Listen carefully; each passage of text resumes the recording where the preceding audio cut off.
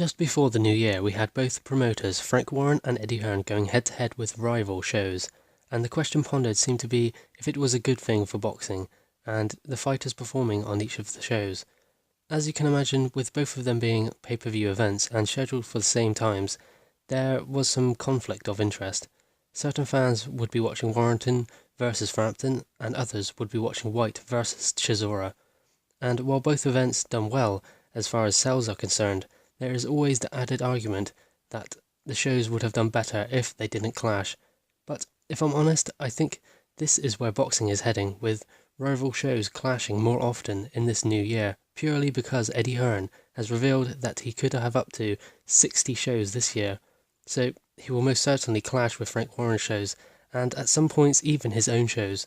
Sometimes, but it's not just Frank Warren. We have other media platforms in on the rising popularity of boxing. We have Channel 5, ITV, and even the channel Dave televising boxing shows, and they are all certainly going to overlap at some point over this new year, and it brings a whole new aspect to boxing. Shows on each week, just like the Premier League, matches overlapping and playing each week. Boxing is a growing market, and every platform wants in.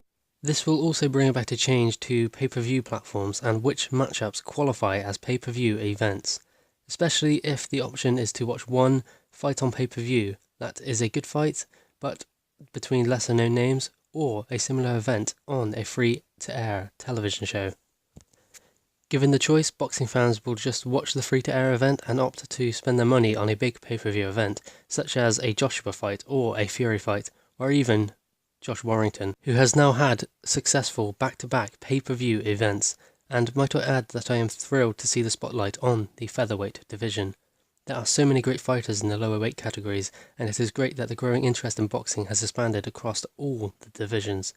But if there are events such as Warrington, Joshua or Fury fights coming up, then most fight fans will decide to wait until those events instead of paying a pay-per-view when they could always watch a night of boxing on a free-to-air platform. So as boxing continues to grow and become more and more popular, it does in fact mean that of course fighters will be provided with more opportunities, and they will have greater access to the media spotlight, and they will be also able to jump on different shows across the whole of the year and have more options which shows they can go on and not on. So their popularity will grow inside and outside the ring, with the media spotlight being on them if they are constantly able to get on shows. This will benefit fighters coming through the ranks greatly. I believe that 2019 marks the beginning of a new era in boxing and how it is consumed by the audience, specifically because we have so many platforms in the mix now, and so many more coming to the table. Boxing is undoubtedly growing and growing fast, and it's not just the fights that the audience are interested in, but it is also the fighter, their stories, what fighters have had to overcome inside the ring and outside the ring, the struggles they have had with injuries and their personal lives to get where they are, and maybe even to get where they are going. Boxing is rapidly becoming one of the biggest global sports, and it is by no means finished yet. This is just the beginning. Eddie Hearn's big deal in America with DAZN, and DAZN expanding across all countries. They are now in Italy with boxing events over there, and undoubtedly they will look to move to the UK at some point, which might create a problem for Eddie Hearn as he is signed with DAZN and Matchroom. So obviously DAZN will have to maybe look for another promoter in the UK, or go with Eddie Hearn, and Eddie Hearn will have to drop Sky, which will cause some conflict of interest, but still, that is where boxing is going.